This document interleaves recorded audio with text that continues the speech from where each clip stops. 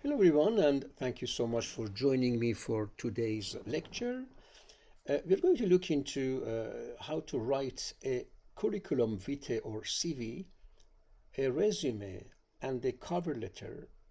Because when you're applying for a job, or if you're even applying for other types of, I would say, applications, we will need to give a documented proof of our skills and abilities and giving a list of experience and I would say achievements that we already had in our career life. So it's important to look into a resume as a document and as a proof.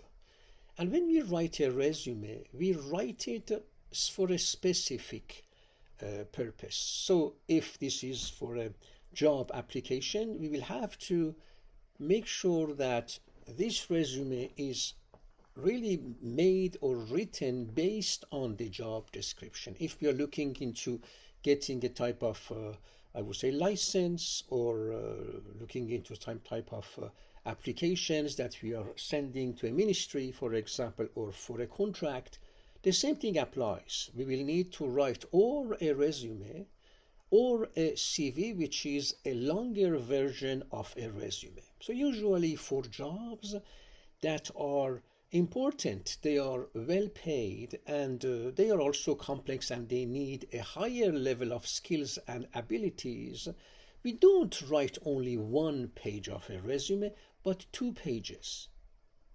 We also have in several interfaces on the web, when we are applying for a job, a placeholder for uploading our resume. However, in several instances, we can also see that there is another place where on a website or on an interface, it is also another place where it says, do you have any other document to upload?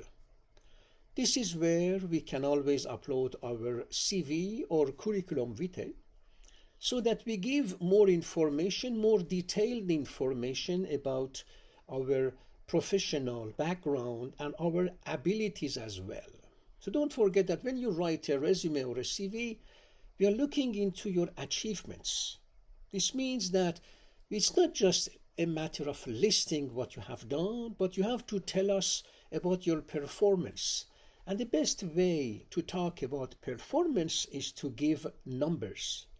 So for example, if you have been working for 4 years in a place, and you can also, I saw again employees or candidates writing about their job and adding some points from their job description, they don't usually write that they managed how many people, they managed what volume of data, they, for example, worked on how many projects, so the numbers are missing.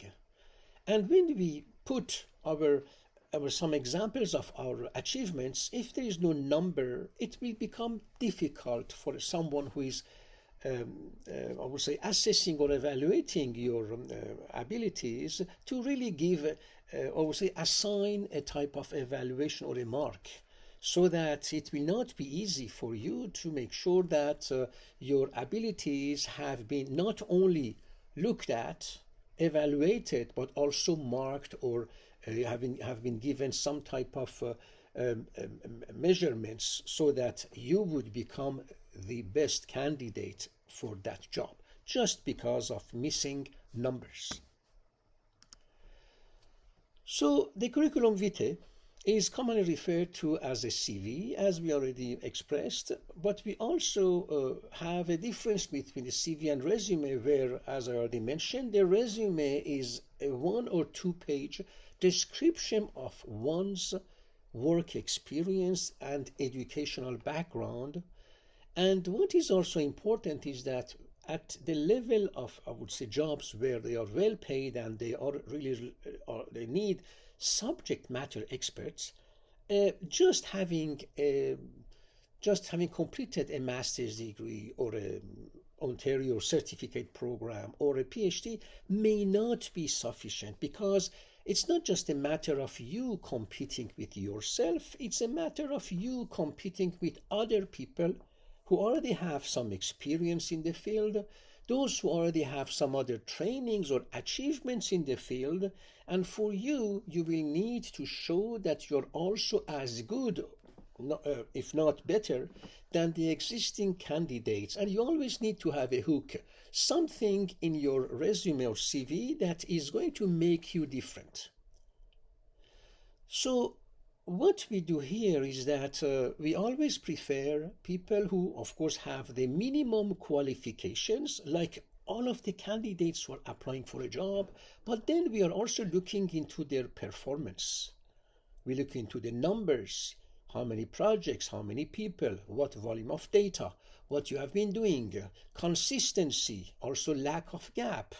We look into the dates, of course, for each position. But the main thing, which is very important, is to have certifications that are showing that in addition to your academic background and some work that you have done, you have been updating consistently, regularly, your knowledge of the job. And this is the only way where you can become different and better seen compared to other candidates. And this is where I always talk with my students about getting corporate level certificates. These are certificates that are very specific. For example, certificate in big data management using artificial intelligence, certificate in project management, where again, after 6-7 hours, you're going to learn about the fundamentals of project management, and you can then also get jobs as a project leader. It's not just a project leader. In each job, you will need to know about, again, the project management principles, dealing with the scope of the project, resources that you have, and the time that you dispose. This is why you do have, for example, in Crown College of Canada, you do have, again, certificates in project management that are, again, affordable, and they are going right to the point when we are talking about the requirements from any job to understand about the scope, resources, and the time, and that you will be able to show that, yes, I am able to manage projects, and those projects may be writing a report, it may be writing a research survey, it may be again doing some statistical analysis, it may be preparing of any package, survey package, or research package for Health Canada, for example. So this is one. The other important thing that we all need to have is the TCPS Core 2, which is the Tri-Council Policy Statement, certificate on ethics, where you can get it from, again, the Canadian government. You can also, of course, look into, again, Canadian government project management certificate. Again, you can also get that from Crown College of Canada as well, where this is, again, the content from the Treasury Board of Canada, where, again, it covers all of the project management principles that you need for showing that not only you know about the job, but you can also, again, use your skills and your knowledge in order to manage more complex projects. Perfect. So a CV includes details of information about you. So you can always add more when you are adding, for example, an experience.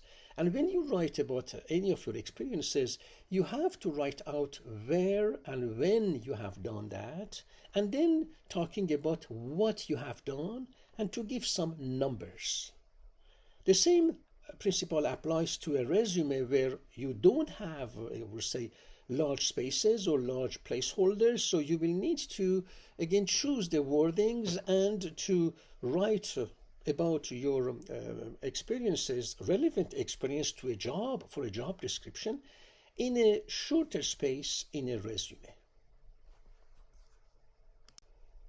So now don't forget that when we are completing a certificate, a degree, I would say academic degree, for example, we have been working on different assignments. We have been going to class, learning about the technology, learning about the principles, learning about the content of not one but several books and resources on internet that are of course all relevant to the topic. And we learn about the terminology of the job. If you don't know about the terminology that we use in a job, you cannot communicate well and you cannot understand what is needed from you. And you cannot even work with other people who are using the same terminology related to your job. So when you are going to apply for a job, one of your strengths is that you learned about the terminology. So you can communicate in this language, talking the talk, of course, and this is related to your own background. So it can be academic and professional background. Another transferable skill is, again, as I already mentioned, is managing projects, managing tasks. But just managing tasks is not sufficient. You need to know about each task first in order to be able to look into what are the resources, budget, and the time necessary for completing a task. And now, when you learn about the project management, I would say principles, you're going to understand that if we hire you for a position, it's not just for asking you to review some paragraphs. It's for asking you to have critical thinking skills, because when we give you a project, we want you to think about the project. We want you to think about the budget, about the, again, how many people you need. What are the tasks involved in a project? For example, if we are asking you to write a report, obviously, first, we give you the title. You have to look into the regulations, if there is any regulated, I would say, task. Then you are going to look into the procedures in a company because you have to do some search to see if there is any policy or any regulation. And again, any standard operating procedure or working instructions in your company. And then you are going to need to read two instructions and then to follow the instructions using existing templates given to you by your company and then to do the job. This is why, as you see, there are several skills involved here. One of them is critical thinking.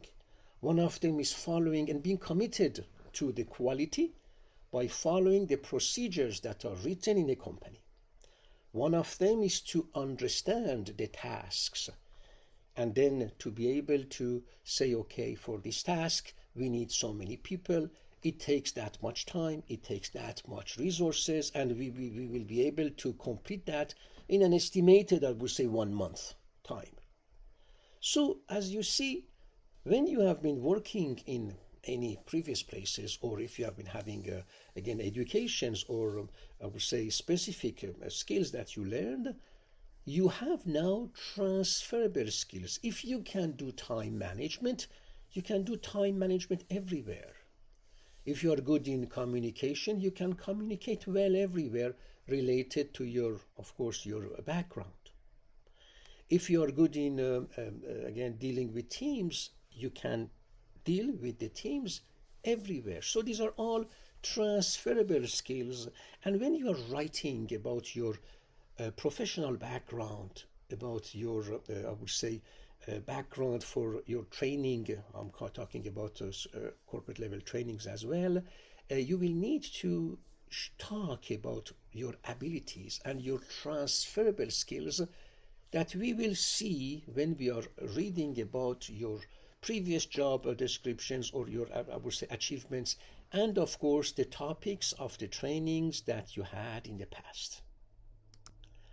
So, talking about a few of those competencies and skills, you will need to identify what are your skills and you will need to add them into your resume. And when you add those, when you're going to add examples of your achievements with numbers, we will see that you, for example, have the adaptability. So to new situations that you can learn quickly. If you cannot write in your resume, you will talk about this in your, interview as well. We can also see that if we see that you have been working on 2, 3 different projects, we see that you could handle the change effectively. When you have been given complex projects, we can see that yes, you had strong communication skills, and we will also double check that. We will see this in an interview as well, and this is where we would like to see that yes, you are someone who is dealing with collaboration. You are able to convey ideas and you can build relationships. This is where we check for this in your resume, again through your achievements, and we will also check that with you through, I would say, examples that you will give in your interview. Another competency and skills is problem solving. So being able to analyze problems, to think critically, and to come up with creative solutions in a valuable strength in any job. This is where, again, you can embed that skill when you are, I would say, citing some job experience. If not, you can always look into, I would say, your skills or your certifications that you obtained, or sometimes in courses that you completed in academia, for example.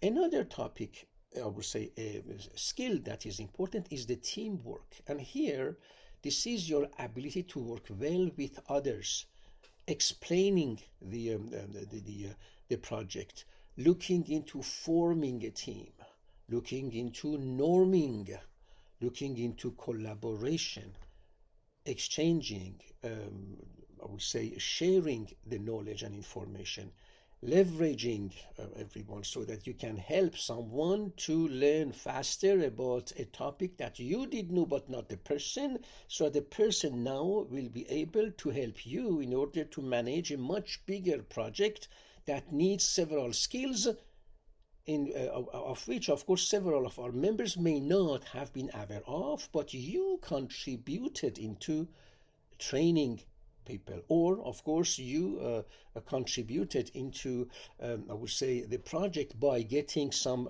again skills through again some trainings, and you were now able to manage well the project within a team. Time management is again another important skill where you did exercise that as well when you were in your academia, or you have been in previous jobs as well. This is where you need to, I would say, set priorities in each task. So you need to understand a task. That's why, again, you need to have some knowledge about the task, and this we will see in in a section which is your work experience. We're going to see if you have been working in a team, or we will of course ask you as well in your interview. But working in a team is not just at the job. Working in a team is also when you are in the academic setting, where you have been given a few projects and you have been working in teams, and then you had to deal with the time management, meaning that you have been 4 in your team, and you had a specific time, like for example 4 weeks, in order to go over 10 sections, for example 10 I would say tasks, and you and your team, or as a team, you were able to look into the time efficiently, okay, looking into I would say developing that strength of being able to manage the time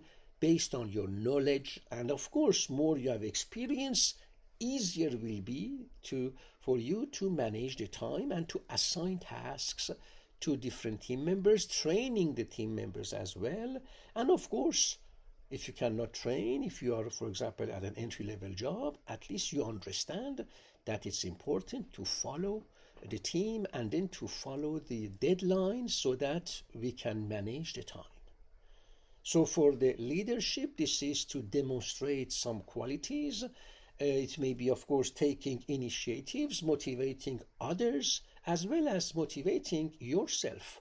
Because if you are a good leader with yourself, you can also be usually a good leader with others, but you will need to work on the communication as well, on psychological contracts with others, on, of course, sticking to the regulations, to the rules, being professional as well. So we are not expecting you to be a leader right away, but we're expecting you to have been at least a good leader for your own life, and we can see this through your work experience, your trainings that you had, and then through, I would say, some interactions that you had with other people. And no worries, because when we will see that you have those abilities, this is just an entry point. So when you get into a job, if we need you, of course, to exercise your leadership skills, and we always need that, you're going to be given more complex assignments, bigger projects as well, and this is how you're going to grow in a company. You're going to enjoy growing, enjoy getting more responsibilities, enjoy doing more for the business as well, while you are also growing, because you also need to grow in your career. Another skill is attention to detail. So having a keen eye for detail and being thorough in one's work that can contribute to high quality outcomes. And the last one, which is not the least, of course, is integrity. So being committed, showing honesty, ethical behavior, and of course, as a strong work ethics. This is where we will listen to you talking about your examples of, I would say, of working in a team, and we will listen to you to see that it's not just a job or completing a job which is important for you, it's also being committed to the team, is working as a team and keeping a cohesive team, respecting each other, being fair to each other, but working well together. And this is a way where I would say that we always want to achieve a team where each of the team members is a leader, because leaders work well together. It's not a matter of who is the boss, it's the matter of who is the leader. And in a team, everyone should be a leader in his or her own, I would say, responsibilities, and then to work together and to achieve together. Now, these are examples of skills to add into your resume or CV. Traditional ones are, of course, accounting, communication, economics, humanities, languages, mathematics, natural sciences, etc. The skills that you can add for performing are, again, I would say clarity, persuasion, fluency, language. You're going to add them as well. And then you can also have, again, other skills like research, analysis, organization, problem solving. These are all different skills that you can embed into your work experience when you are writing your resume or your CV. And of course, again, in a CV, you have more space to elaborate more, to give more information. In a resume, that again, for better paid jobs should be minimum, not minimum, it's usually 2 pages. We will need, of course, to embed these skills if we have them, so that again, the interview panel, the interviewer is going to understand that we have those skills. Now, they are transferable skills by education. They are also skills by experience. These are also skills that you learn through corporate level certificate courses, where it's very specific. You learn about the topic, about regulations, about examples, about procedures, and then this is really a package, a specialized package that you learn. And this is where, again, you can look into different types of, I would say, institutions where they are offering corporate level certificates for, again, getting the knowledge, but also add it into your resume for having a solid resume.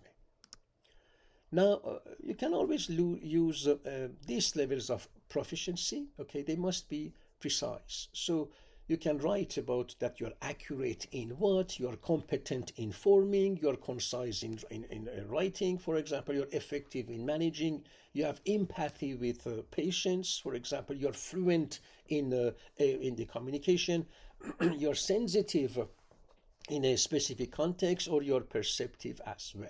So these are the levels of proficiency that you can use I would say in a resume. Don't use the words like expert or highly expert. Okay, it doesn't have an exact meaning. Okay, when you say expert, it means that we are expecting you to know everything, but really, the truth is that do you really know everything about everything? For example, if you know about Microsoft, can you say that you are an expert in Microsoft Windows, for example, or Word? So be realistic and know that people in front of you are also realistic people.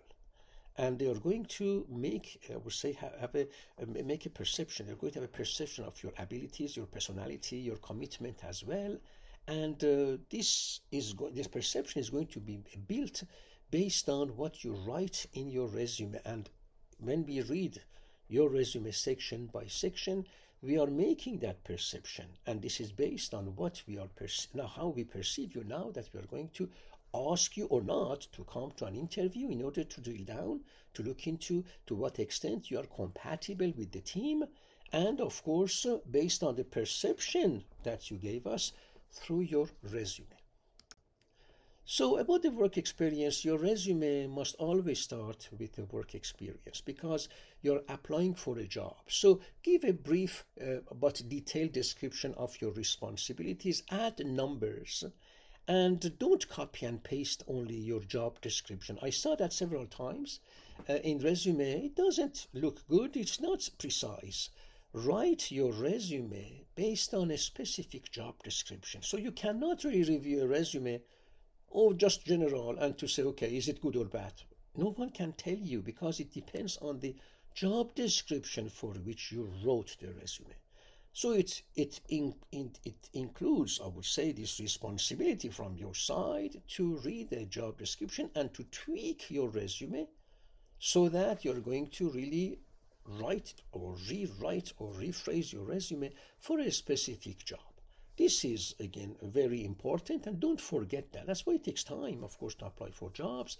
But, when you have one job that you're applying for, maybe this is the one that you're going to get. So we need to spend time and write about our work experience, detailed enough, realistic enough, adapted, of course, to the again job description, and to add numbers so that we can allow people who are reading our resume to evaluate us, being able to look at our performance through the numbers that we are giving them. And don't give unrealistic numbers neither, okay? Now, for the corporate level certificates, of course, why we should have them? That's because they demonstrate professional expertise. For example, if you are doing research in humans, you absolutely need a good clinical practice certificate. If you are looking into working with, again, humans, research, or anyways, in ethics, you need to have the TCPS Core 2 certificate that I already mentioned from Government of Canada. Now, having those corporate certificates are going to enhance your credibility. They also set you apart from other candidates. They make your resume much more solid. So when you have your resume, you have to start with your skills or your work experience at the top of the resume. And then when you're going to give description of your work, again, timelines, etc., you may now reach page 2 of your resume. And at the end of your resume, you're going to write your academic background. That should usually be at the very end of your resume. But before reaching this section of academic background, you have to put another section with professional or certifications or corporate level certificates, where you're going to write a few relevant corporate level certificates that you obtained, and you're going to write them down. Don't forget that you should not put everything, okay? You have to put certificates that are relevant to the job description. If not, your resume is going to be long and it's not going to be focused enough for a person to be able to make a perception, having an idea about who you are.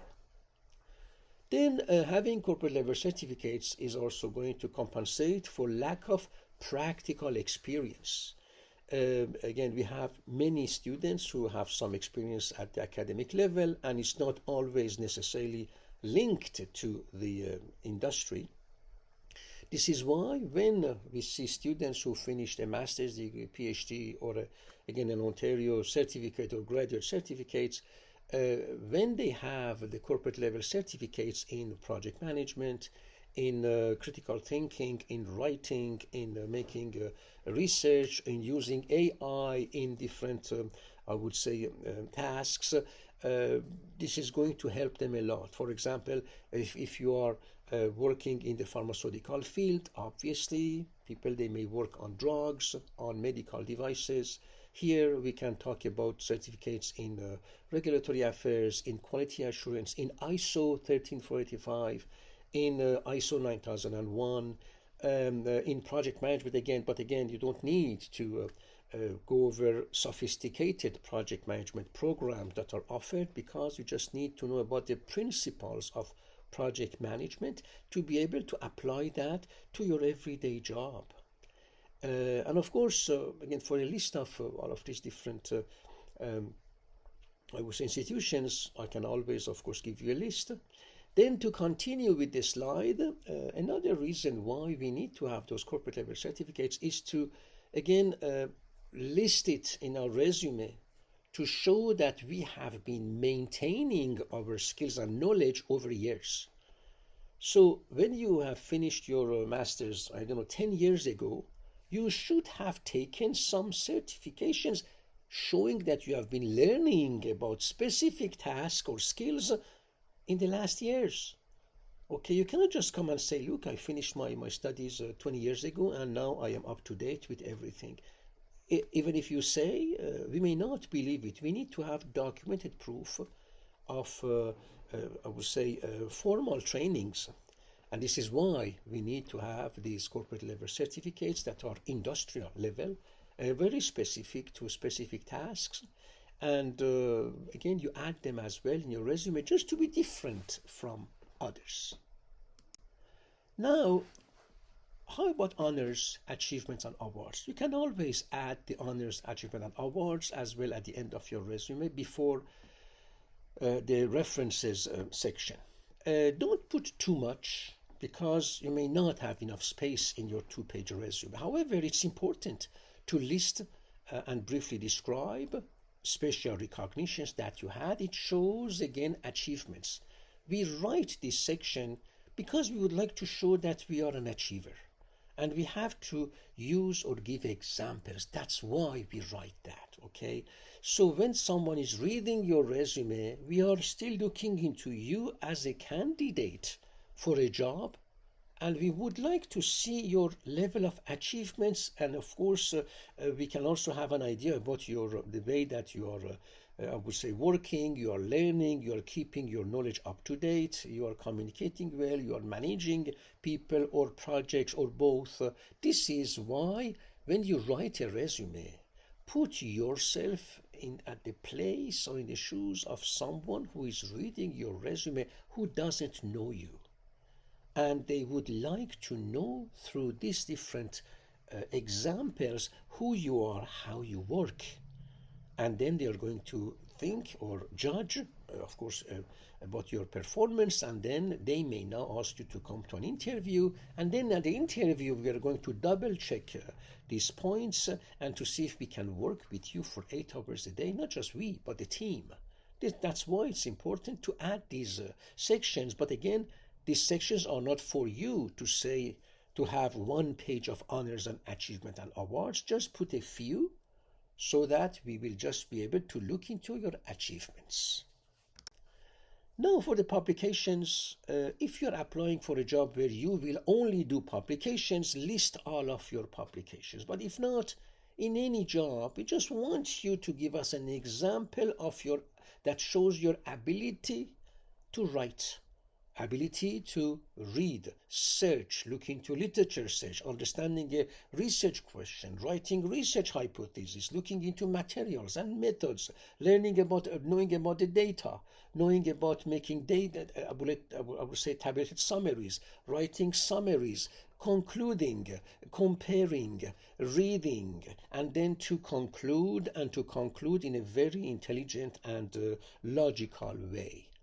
This is why you can just add selected publications that you made. And again, add it. Don't put a list of 200 publications, because one or two for us would be okay. You can always write on the publication list selected publications, so that you just put one or two, because the panel interview or the interviewer just wants to have I would say a proof of your proficiency to write. Okay, they don't hire you as a editor-in-chief of a journal. They hire you as an employee, as a manager, hopefully, and they just want you to be able to have this intellectual capacity to read, write, search, discuss, present, and of course publish. It means, again, writing from A to Z about a topic. Then you can also add, if you have any specialized skills in the computers, technology, computer softwares, AI, etc. So don't forget that vague descriptions might be interpreted as a marginal degree of competency.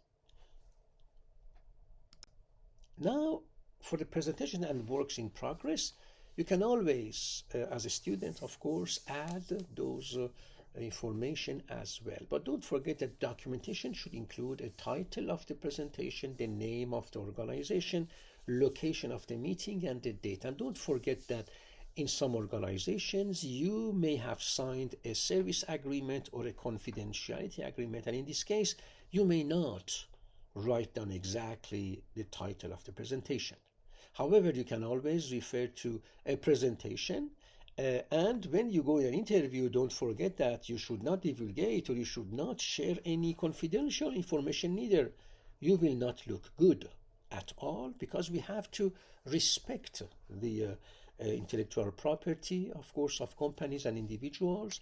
And if we cannot, I would say, share the information, we don't share it. We just share the fact that yes, you are in charge of working, or you're having a responsibility in the I would say in the job, I would say, and then that you were able to present, you presented, or you're doing a job now without giving too much details, and they will appreciate it. Okay. Now, for the curricular activities, you can, for example, list and describe the campus programs and activities in which you have been an active participant as well, such as student government, athletics, fraternities, etc. You can also add that as well. This is at the very end of your resume as well, if you have space. If not, you add this into your CV, and it shows that you are in the society, you have a role to assume, and you are able to work with people through the associations, clubs, etc. It shows your ability to communicate and to work in a team, and to, again, that you are a sociable person. This is important for us, for you, of course, to be sociable, because when you come to a company, you are not going to have a desk somewhere in a corner and then to work for 30 years just in your corner. It doesn't make sense. Okay, so add those activities as well if you have space. If not, just refer to those, or be ready to talk about this in an interview if time permits. Now, for the interest, this component, again, if you would like to add it in a CV, of course, is interesting, because it gives another dimension of your personality. And again, in the interest, in a resume, you may not have time, or mainly the space necessary for writing interest. But in a CV, you can always talk about your interests. You give more information about yourself, sports that you like. It gives more information to the employer to know you. Now, for your travels as well, you can always write down in your CV, again, if you have been traveling abroad.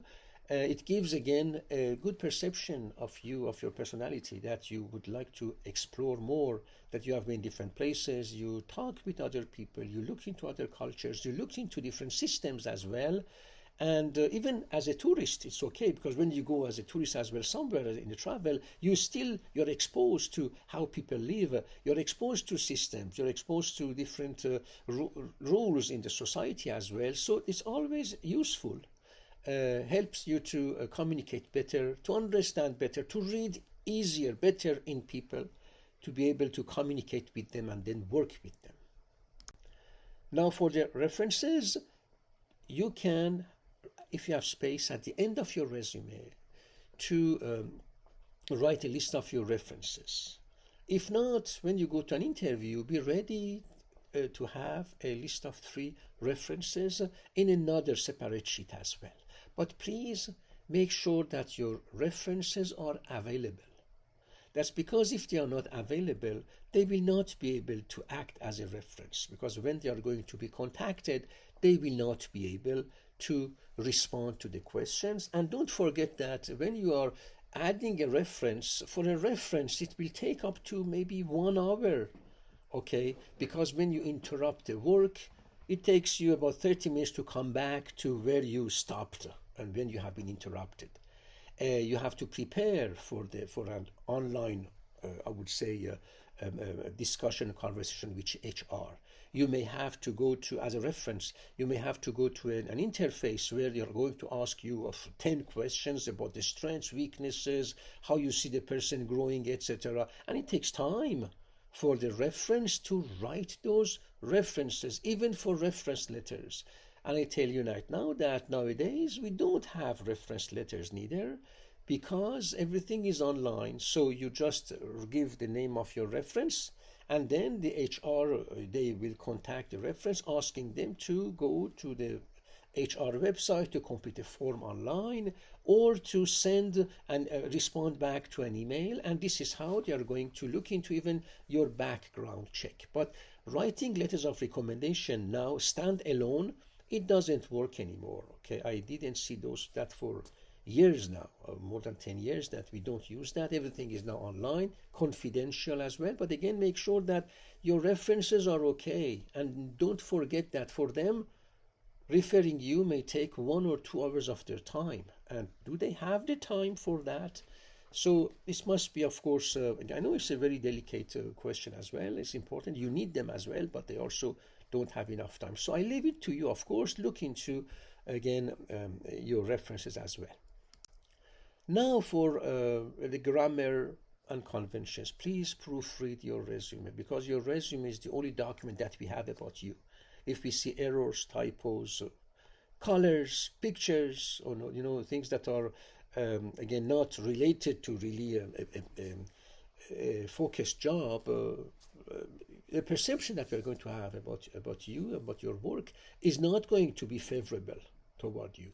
So pay attention to this as well. Be very conventional, even for choosing the font. Okay, we usually ask everyone to write in Arial, because writing in Times New Roman or Times, it's not very easy for many eyes to be able to distinguish between the characters, especially if they are written in a small font. And again, indentations are important.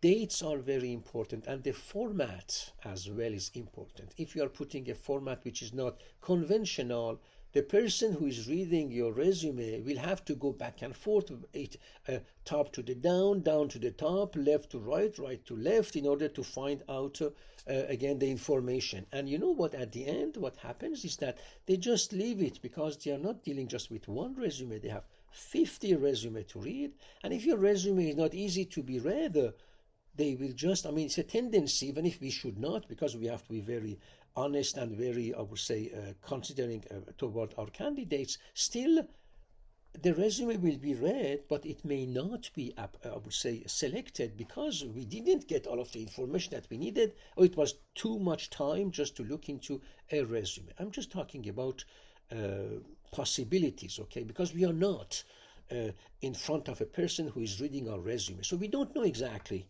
what will happen. Even if we know that people are going to do it in a very ethical way, still, this is your due diligence. You have to make sure that you have a correct grammar, no typos, font is okay, indentations are acceptable, dates are easy to find and to read, okay, and not to have a very classy, I would say, fashionable resume that you like because for you you spend time to make it nice. But if someone reads that, they have to just go back and forth to find some information. So I already talked about the design. Usually it's Arial, Tahoma. Size is 10 to 12 for the font. Single spacing, okay. You can use bullet points. Don't put too much. You can use bolded characters. Don't put too much bolded characters neither. Don't forget that.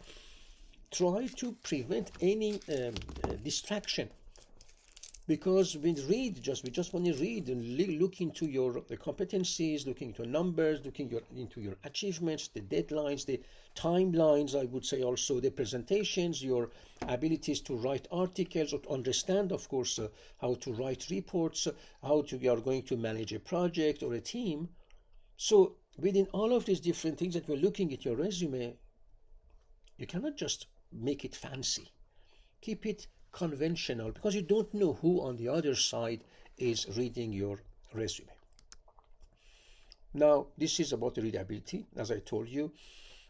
Don't try to put too much in your resume. If you put too much using small fonts and then to remove the margins and to have two full page with no margin of information, it shows that you cannot focus on writing a resume.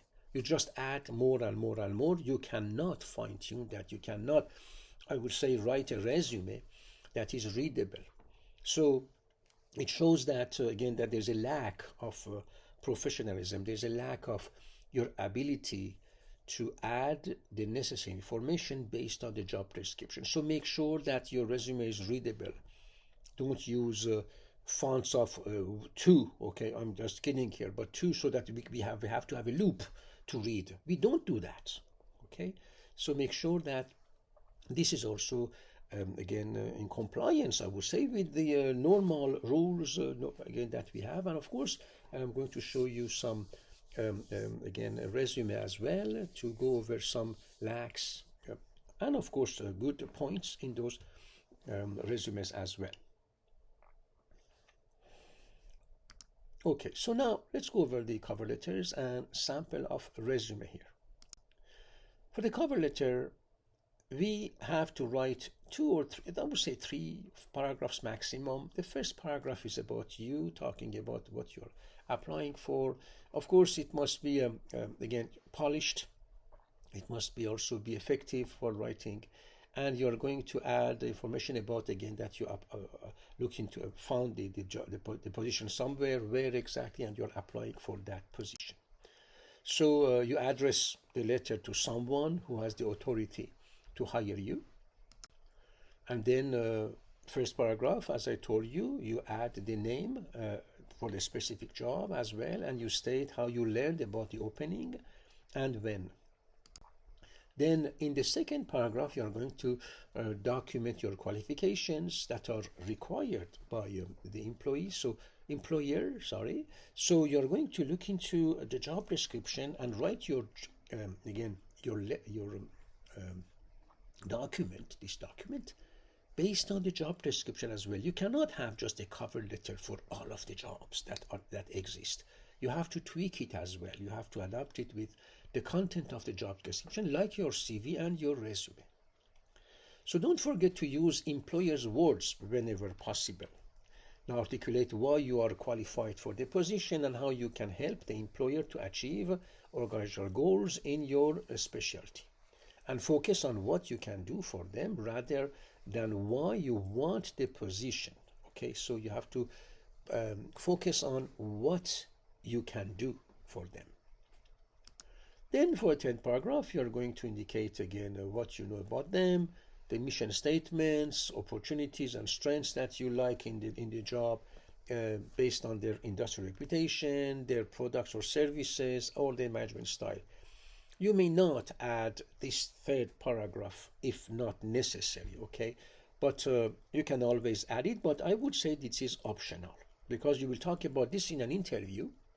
or if they usually ask you why you chose us, for example, and here you will have the opportunity to talk if you would like to have a shorter cover letter. But the last one paragraph is important because here you're going to indicate your willingness and interest to attend an interview in person to talk about what you can bring to the team, and then you're going to, of course, sign a letter for the salary expectations. If requested, go to PayScale website, PayScale Canada, and search for the job title, and then you are going to look into the I would say the range of the salaries that are usually given. And don't forget, if you're in Canada, for example, you have to go to a PayScale Canada website because they will display the salaries in Canadian dollar and in Canada, and based on the number of people who already reported, because sometimes it's for some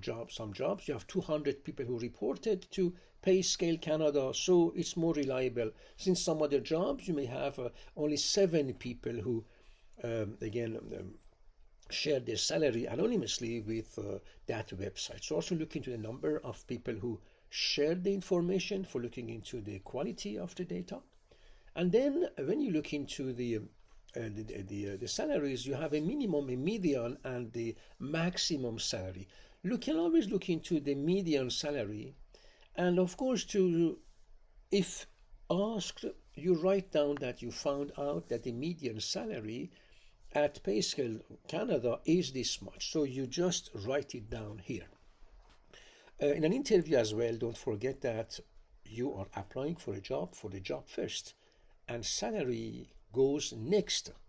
So when we ask your interview what is your salary expectations, you can say that yes, I was at this website or the other website, I looked into what is the minimum salary, and you tell them that look, I am okay with the minimum salary because I came for the job first.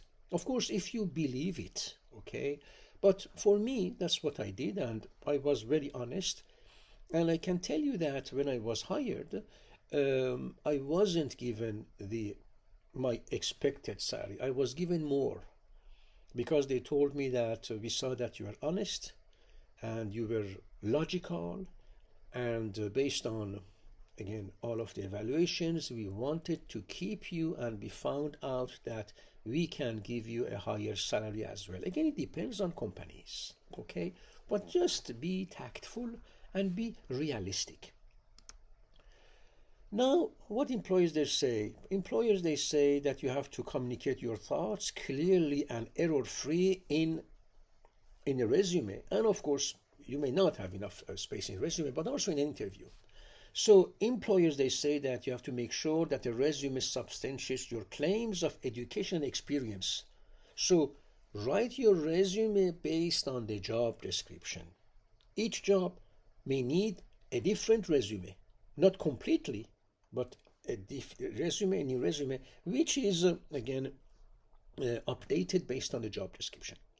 Now qualify your skills with examples and numbers, and of course tell them about what you know about the company. Mainly this is in the you can talk about this in the cover letter, I would say maybe in one sentence on the first paragraph, or in an interview.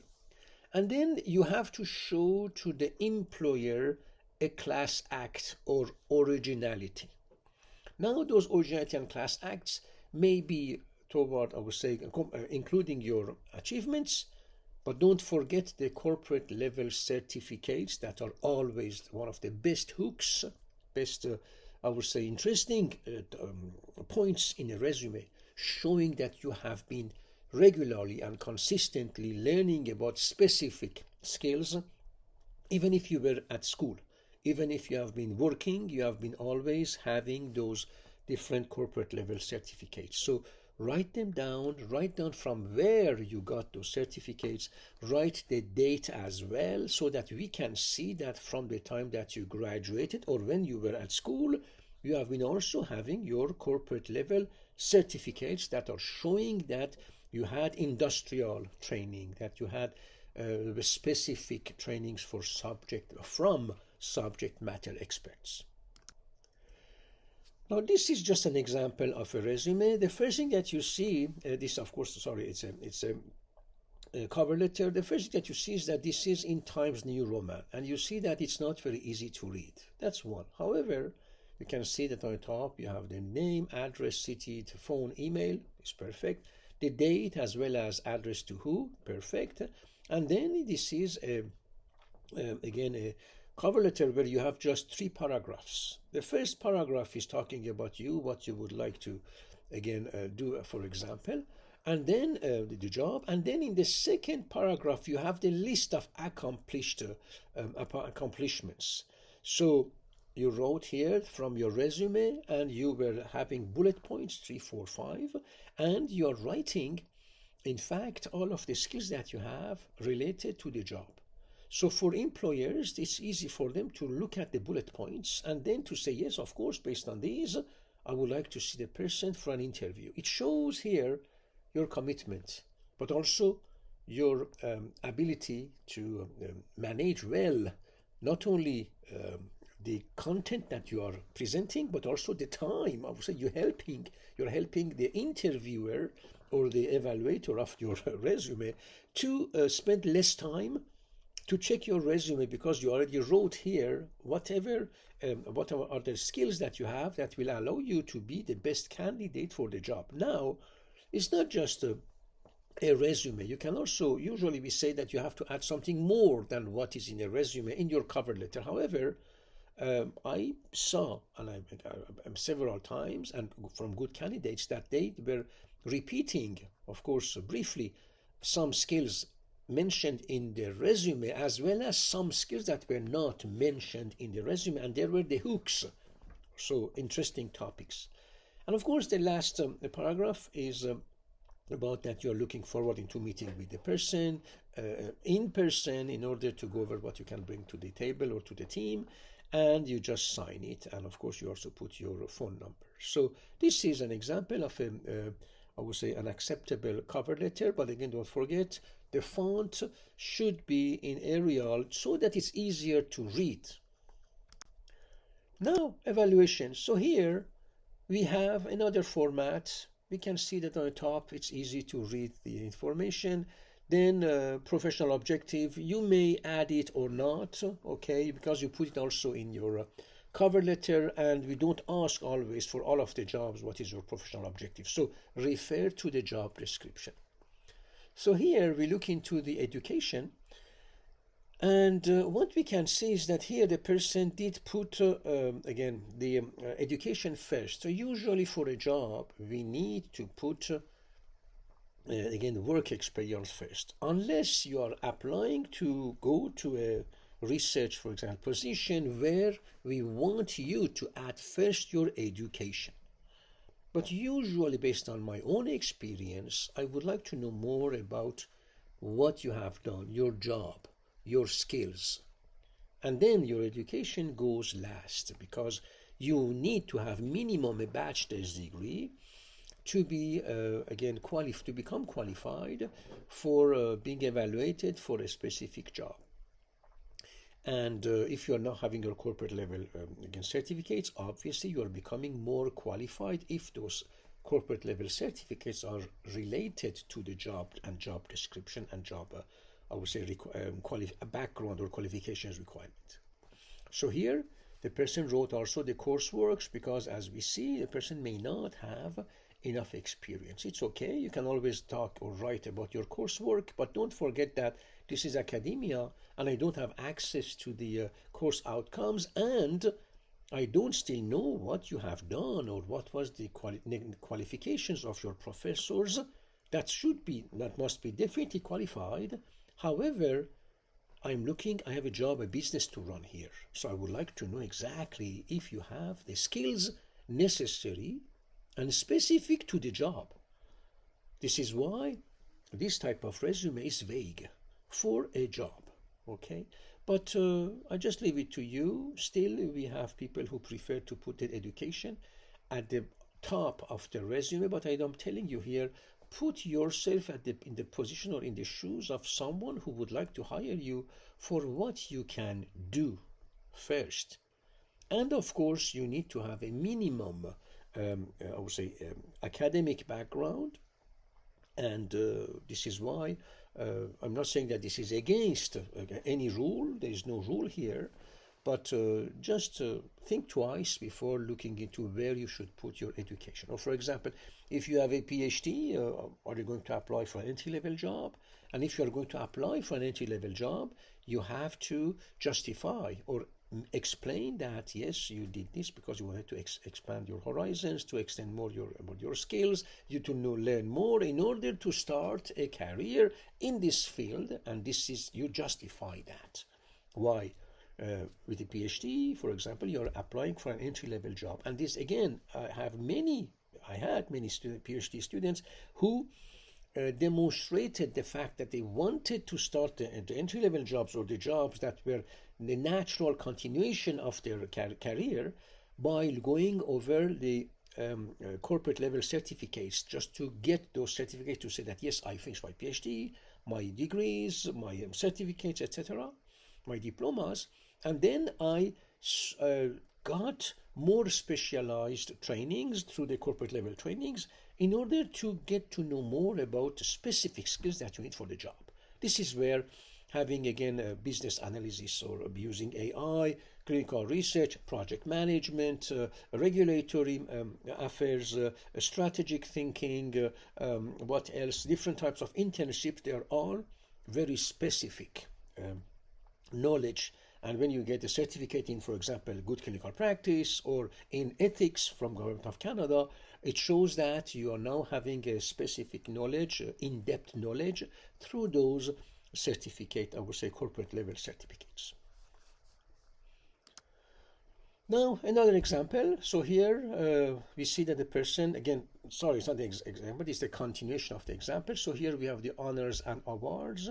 We have the skills and the affiliation, and you see at the very end we just have just 4 lines of experience. Okay, and of course we have the interest at the end. So I just leave it to you and just look into how you perceive this. Of course it's a fake, of course this is a fake resume. Of course the content is just made just for the purpose of this presentation, but what I'm saying is that look into how this person is going to be perceived by you if you want to hire someone.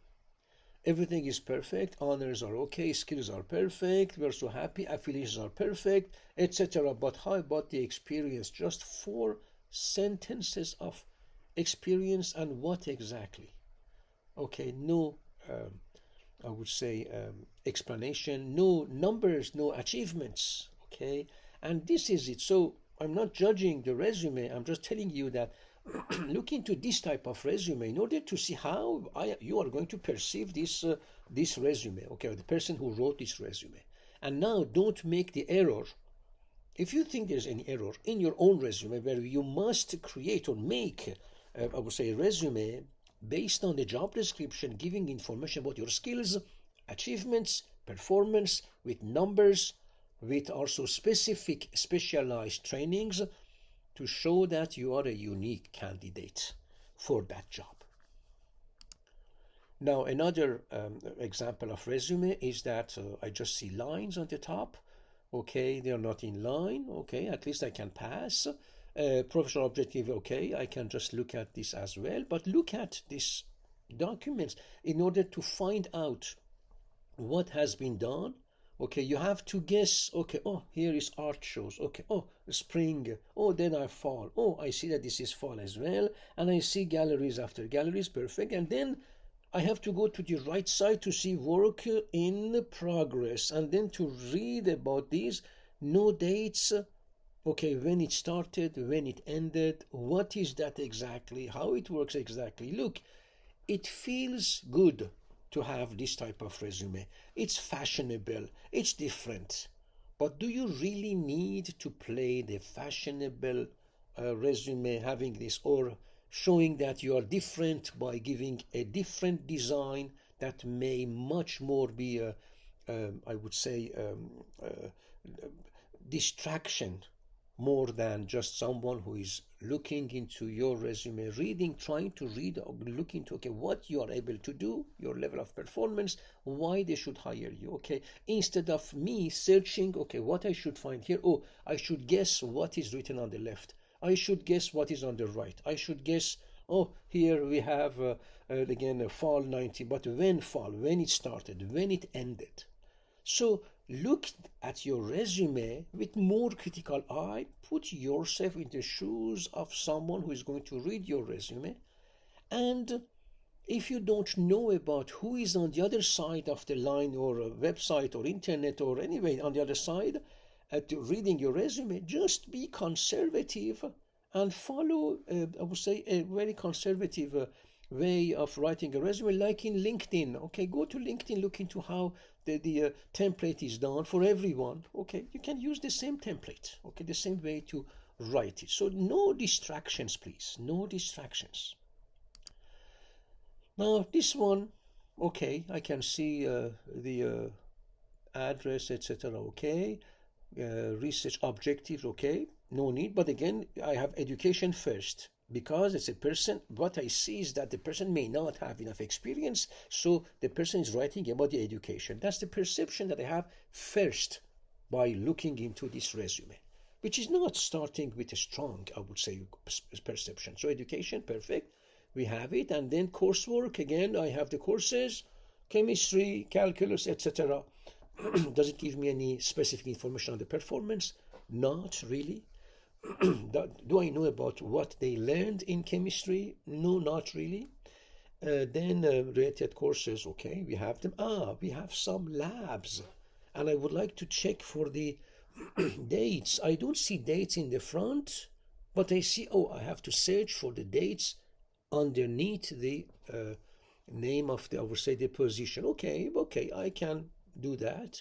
And then research assistant, research assistant, research assistant, and research assistant in chemistry, chemistry, chemistry, chemistry, in a college, in the same college, in a different college, and in a different, no, same university. So here I have 4 experiences, but that are 2. Okay, it's very interesting. So this is going to tell me, look, is it well done? Is it well worked? Is it really consistent? This is important, because when you pay attention to those, you see that they are the same, I would say, places, same, not the same time, of course, but it doesn't give me too much variety, and I don't know exactly what are the achievements. Numbers give me some information. Okay, you make an experimentation on something, but does it give me any information as someone who would like to hire you? Not necessarily. Okay, so proofread your resume. Make sure that you add information, that are helping us to look into your abilities. If not, we have 50 other candidates who did spend more time, and they added, of course, more information relevant to what we are asking for, as a, for the abilities or achievements or even background of in a candidate. Okay, each resume is important, so please pay attention to each of the resumes that you are writing or updating. So this one, again, I can see that I have on the, again, continuation, of course, I have the instrumentation experience. Okay, I have that. Memberships, okay, for 1 year. Okay, honors. Oh, it's interesting to know that the person is an achiever. Here we can see that you have some honors. You have also curricular activities, perfect, and other experience. Assistant to manager, I have no date. No, I have a date, perfect, and then I have another date as well. So this resume gives me some insights about the person as well. Now, depending on the job description, I, as an employer, I was expecting to see more details, more numbers, not dates, but numbers for the achievements, what the person was doing. Okay, by now taking the space to go over, listing all of the abilities, all of the experiences or instrumentation experience, for example.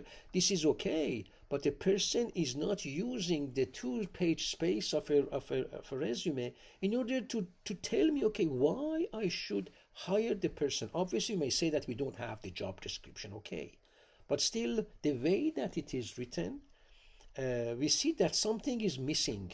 What is missing is detail on the performance, detail on what the person is able to do, detail on specific skills or transferable skills that we cannot see.